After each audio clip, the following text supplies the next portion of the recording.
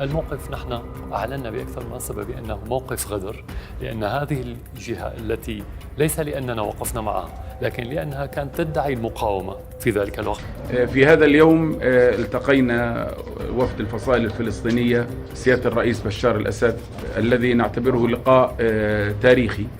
البعض كان يقول من حماس، من قادة حماس، لأن سوريا طلبت منهم أن يقفوا معنا. كيف يقفوا معنا؟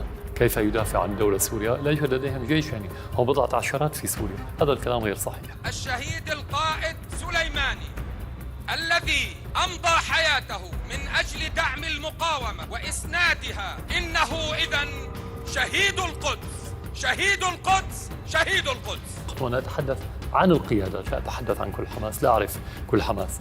التي ادعت بأنها تقف مع المقاومة هي نفسها التي حملت علم الاحتلال الفرنسي لسوريا. فكيف يمكن لشخص يدعي المقاومة أن يقف مع احتلال نتج باحتلال أمريكي وتركي وعدوان إسرائيلي تحت علم محتل فرنسي؟